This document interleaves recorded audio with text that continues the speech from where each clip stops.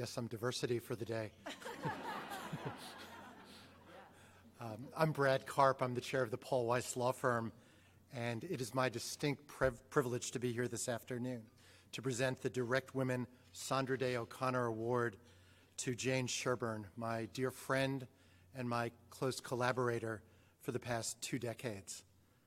Most of you here today know Jane both as a leader of the legal profession, someone who has held just about every top job a lawyer could possibly hold, as a respected pillar of corporate America, and as a fierce advocate for social justice. Just cataloging some of Jane's professional achievements and titles is exhausting. Partner at Wilmer Cutler, White House Special Counsel to President Clinton, Counsel to Hillary Clinton, Head of Litigation and Regulatory Affairs at Citigroup, General Counsel of Citigroup's Global Consumer Business, General Counsel of Wachovia, General Counsel of Bank of New York Mellon, Director of Teledyne Technologies, Director of HSBC, member of Perella Weinberg's Advisory Board, member of the Executive Committee of the New York City Bar Fund, member of the Executive Committee of the Lawyers Committee for Civil Rights, trustee of the New York Lawyers for Public Interest, board chair of the Jerusalem-based Shades Negotiation Project, board chair of the National Women's Law Center. And I could go on and on and on, but I think you all get the gist. Jane Sherburne has been tapped repeatedly by our nation's political leaders, by Fortune 100 CEOs, and by so many others in leadership positions to handle the most challenging matters and the most daunting crises of our time, ranging from President Clinton's brush with impeachment, to Travelgate, to Enron, to WorldCom, to Parmalat, to the Wachovia Wells Fargo acquisition, to fallout from the financial crisis, to threats to access to justice, equal rights under the law, reproductive freedom, and on and on and on. If there is a crisis of any dimension in corporate America or a challenge of any type to our civil liberties, it's a pretty safe bet that Jane Sherburne will be on the front lines to mastermind the strategy and to mitigate any potential fallout. And there's a very good reason for that. Jane may well be the best problem solver, crisis manager of our time. Jane is brilliant, her judgment is exquisite, nuanced, and multidimensional, and Jane is eerily unflappable under excruciating pressure. Jane is a master at her craft. Beyond her brains, her creativity, her strategic insight, her mature judgment, her doggedness, and her uncanny understanding of human nature and politics, Jane is blessed with perspective and balance and charm. This rare combination of skills, extraordinary IQ coupled with extraordinary EQ, enables Jane to inspire confidence and to diffuse tensions among different and frequently warring constituencies, and to achieve heroic outcomes with astonishing regularity. Jane sets an impossibly high bar for the rest of us mere mortals. But just as important from my perspective, and strange as it may sound, Jane Sherburne knows how to make consensus building and crisis management fun.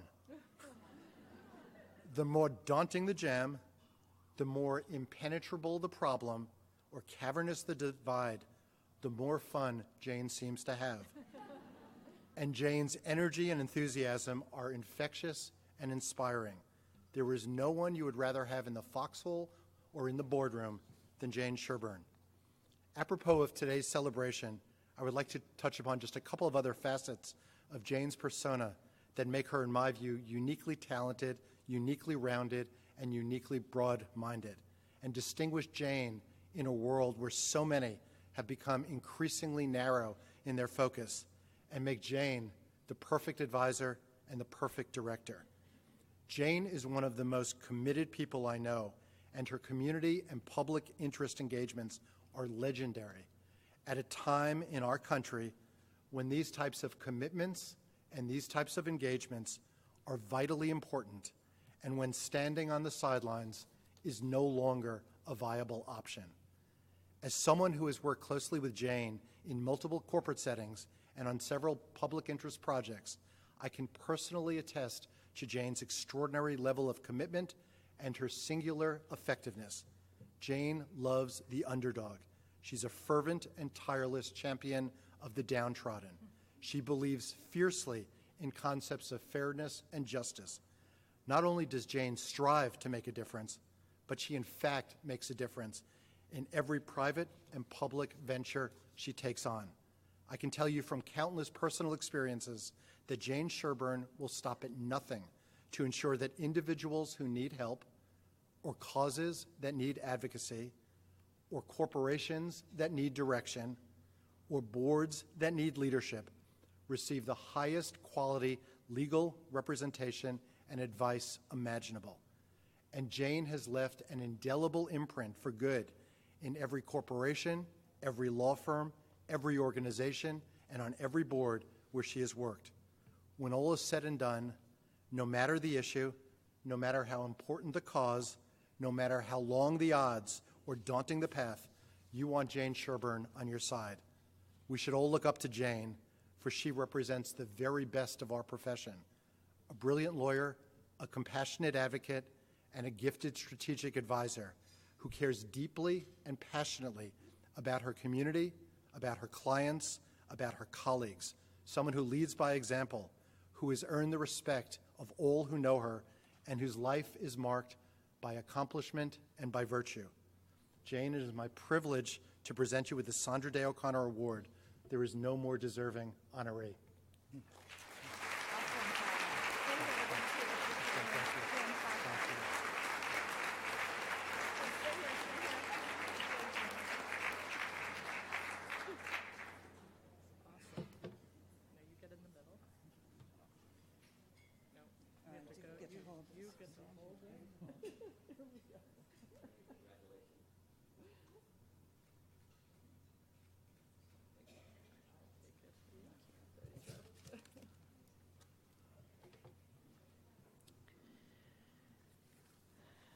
I've just had an out-of-body experience.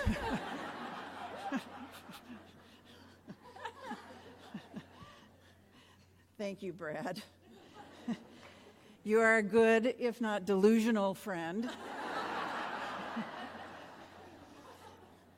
But what isn't delusional is your worthiness in being named Lawyer of the Year this year by the New York Law Journal.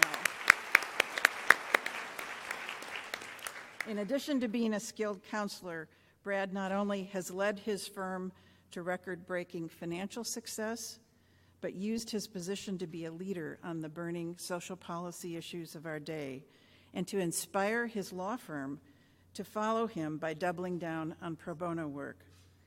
Having your admiration is an honor, indeed, and your friendship is a wonderful part of my life. I am honored to receive this award today and humbled to receive an award that bears the name of Sandra Day O'Connor for all the reasons that we've discussed and that Pamela so eloquently described. And how privileged to share the podium with ConocoPhillips and with Pamela and Connie Collingsworth, two women with amazing records of achievement in an impressive range of personal and professional dimensions. Today we find ourselves in the midst of an extraordinary and at times bewildering moment for women in America. I am confident that the women in this room represent a broad swath of political perspectives. We know it is not our political perspectives that make us uniquely good board members, yet our roles are most certainly affected by the convulsions of recent months in which women across the country have felt a revived sense of empowerment and determination to be heard, to participate, and more, to shape, direct, and lead. The moment has been producing more women in senior management positions, filling the gaps, in some instances, left by men whose conduct caught up with them. More women running for office, more women on corporate boards, and more women calling out the ways in which they have been disrespected, demanding accountability. It was inevitable that the success of this moment would produce a backlash. As women across the country have been finding and using our voice, whether in the boardroom or in the streets, we have disrupted traditional expectations. Disruptions that expose ways in which women are still being marginalized and not taken seriously, even mocked or downright demonized. How will this backlash affect the traction and momentum of the efforts of Direct Women and others to get women on corporate boards? How will it affect those of us fortunate enough to have gotten into the tent? I think that remains to be seen, but a lot depends on us. We are privileged and we are leaders. We can steady this ship. We can do that by doing what we've always done, by not losing focus, by staying fixed on true north, by being smart, and by employing the full range of tools to get the job done, be it humor or table pounding, though that not so much, coaxing and nudging, being direct, our characteristic deep preparation, or being willing to use surrogates when that seems more likely to lead to a good outcome. Ever collegial, ever respectful, ever thoughtful, keeping our eye on the ball. As I'm quite sure those of you on corporate boards have observed, the presence of women does make a difference. Subtle though it may be, women can and do contribute a particular dimension of experience and capacity to board deliberations that often leads to more sound oversight and decision-making. Our presence often acts as a sort of leavening agent, enabling all to rise to their best selves. But there still are far too few of us to be close to the critical mass necessary to be fully empowered.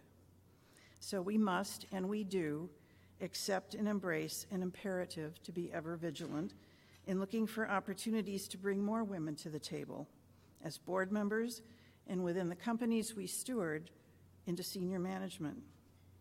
With the lessons we have learned and the privilege we have enjoyed, we are positioned to identify and promote women and to coach and mentor one another to be effective contributors.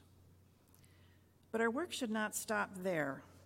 The skills we have acquired throughout our professional careers are useful to nonprofit groups whose work is often driven in the first instance by big hearts and passion, and less so with operational and governance capacity that we have developed along the way. In my view, our privilege compels that we look for opportunities to lead in the nonprofit sector as well, as I know many of you do. Early on, I made a deliberate choice not to make women's rights the focus of my career. My hope was to develop stature and credibility as a litigator, a business lawyer, and a business person that would lead me to roles where I could mentor and promote women and others who need attention to fairness issues and issues important to them, as well as inform and even enlighten powerful male colleagues. I hoped these roles would provide access to resources that I might mobilize to support the important work of others, and that these roles would give me the skills to support nonprofit initiatives in a meaningful way. This approach has worked well for me, at least that's what Brad says. And I have found it enormously satisfying. It seems many of you in the room may be on the same path. I encourage you. And I am grateful for the efforts of Direct Women, which provides guideposts and support to ensure that path becomes well-worn. Thank you for this honor.